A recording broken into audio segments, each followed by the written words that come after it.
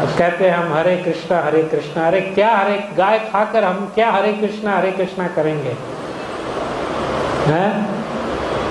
गाय का नाश्ता किया और फिर हरे कृष्णा करने लगे। हैं? बहुत मुश्किल है। हर चीज में ये जानवरों के प्रोडक्ट, ये जो रोज लाख गाय जो कट रही है हिंदुस्तान में, उसकी चर्बी क्या होगी? वो चर्बी हम ही को खिलाई जाएगी ना। तो खाली हरे कृष्णा करने से भी उद्धार नहीं होगा इस कलयुग में। अगर हम इतना पाप, खैर हरे नामेव केवलम है, लेकिन हरे कृष्णा करने के लिए भी कुछ एक जीवन शैली चाहिए। अगर हम भगवान का शुद्ध नाम लेना है तो पाप करते हुए फिर शुद्ध नाम नहीं ले सकते। येषामन्तो गत पापम जनानाम पुण्य कर्मणाम। एक तरफ पाप कर रहे हैं और एक तरफ शुद्ध नाम ले रहे हैं, तो शुद्ध नाम नहीं ले सकते। पाप 4 नियम श्रील प्रभुपाद कहते हैं, मांस भक्षण, नशा, अवैध स्त्री संग और जुआ। ये 4 हम जब बंद करेंगे तब भक्ति शुरू होती है। तो जब हम पैकेट का खरीद लिया शुद्ध घी, तो सब उसमें लिखा है शुद्ध घी, कोई शुद्ध घी नहीं है। तो कहाँ मक्खन है, कहाँ बच्चों के लिए, कहाँ हमारे लिए दूध दही घी कहाँ पर है?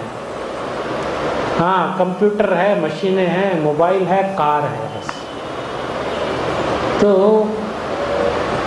भक्ति जो है, भक्ति में भी उन्नति अगर हम करना है, कृष्ण बिना गौ सेवा के प्रसन्न नहीं होते। जहाँ गौ सेवा नहीं है वहाँ कृष्ण प्रसन्न नहीं होते। इसलिए शास्त्रों में विधान है। इतना आप महाभारत देखेंगे, हम पद्म पुराण देखेंगे, स्कंद पुराण देखेंगे, हम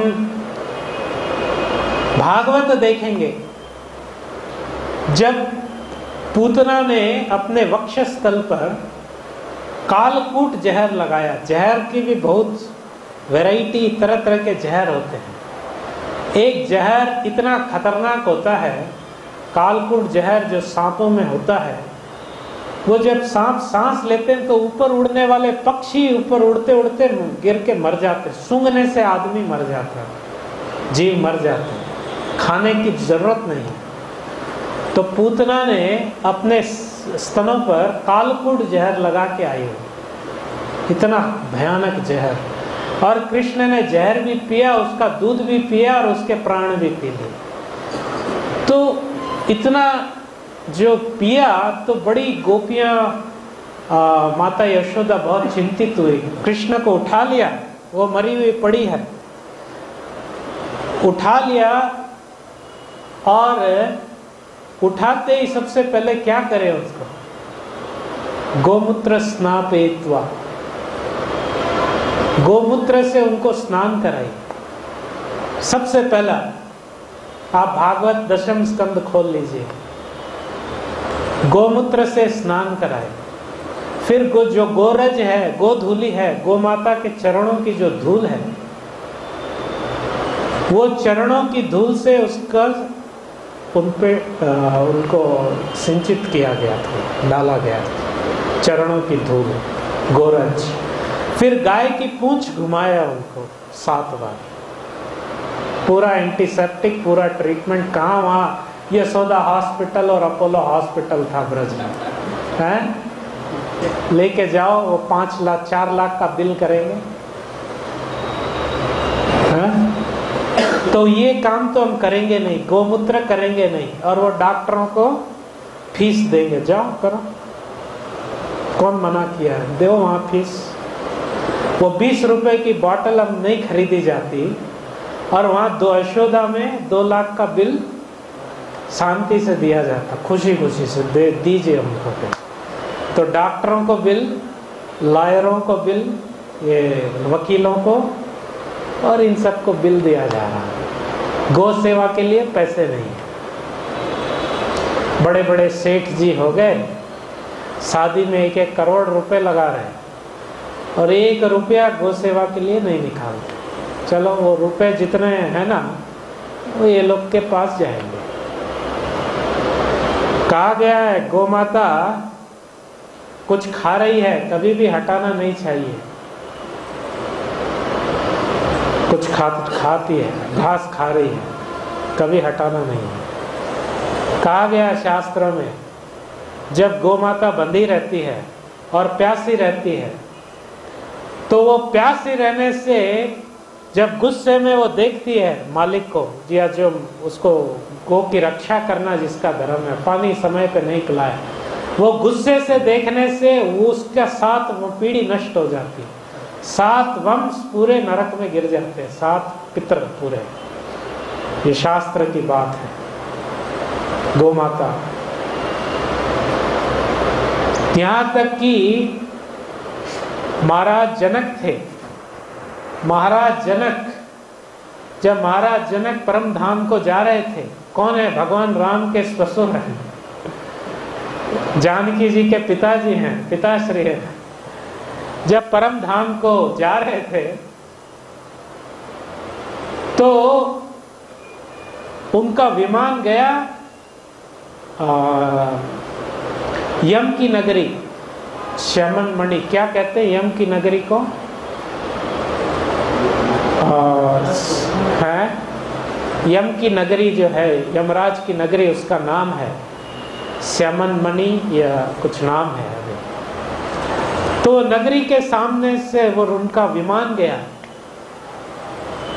तो उन्होंने देखा घूमकर कि घोर नरक, कड़ाहे चढ़े हुए हैं, तेल खौल रहा है और आग में सारे पापी तड़प तड़प के जलाए जा रहे हैं। तो भयानक आर्तनाद हो रहा है, चिल्लाहट, भयानक आर्तनाद सुनाई दे रहा है पापियों का, माने आवाज निकल रही, चिल्ला, सब करा रहे हैं दर्द से, भयानक, और पूरा आगे जली हुई है सब। तब सब पापी कहते हैं कि अरे कौन जा रहे हो ऊपर, अरे मत जाओ, तुम जब जा रहे हो तुम्हारी जो हवा लगी है, तुम्हारी हवा लगने से हमारी जलन मिट गई है, अरे तुम मत जाओ, यहीं रुको। तो उन्होंने प्लेन वाले को कहा कि रोको इधर, थोड़ा रोको इधर, ये क्या है? तो यमराज आए, उन्होंने स्वागत किया। तो उन्होंने कहा कि मेरे इधर जाने से इनको ये क्यों मेरे को रुकने कह रहे हैं पापी लोग? तो उन्होंने कहा जब आपके शरीर, क्योंकि वैष्णव वातास, ये चैतन्य भागवत में भी है, शुद्ध वैष्णव के शरीर की तो हवा भी लग जाए तो सारे पाप नष्ट हो जाते हैं, और पापी की हवा भी लग जाए तो सारे पुण्य नष्ट हो जाते। इसलिए पापियों को वैदिक सिस्टम में अछूत इसलिए कहा गया था जो पापी होते थे। तो इसलिए जैसे प्रभुपाद जी गए अमेरिका में, क्यों इतने डिवोटी बने सब? उनके शरीर की हवा जिसको लगी वो और डिवोटी बन गया। तो यमराज जी ने कहा कि आपके शरीर की हवा लगी है इसलिए इनको ठंडक लगी में पहुंच गई है। तो उन्होंने कहा इनका उद्धार कैसे हो? तो यमराज जी कहते आप थोड़ा सा अपना पुण्य इनको दे दीजिए, सब उद्धार, आपके दर्शन से उद्धार हो गया है, दर्शन मात्र से, लेकिन थोड़ा फिर भी पुण्य दे सकते हैं। तो उन्होंने कहा तथास्तु, मैंने एक सुबह राम का नाम लिया था, वो एक राम का नाम मैं पुण्य इनको दान करता हूँ। सना दान करते ही सब चतुर्भुज रूप में हो गए और सबके लिए वैकुंठ के विमान आ गए और सब कुछ स्वर्ग लोक में या वैकुंठ, तो सब सेटल हो गया।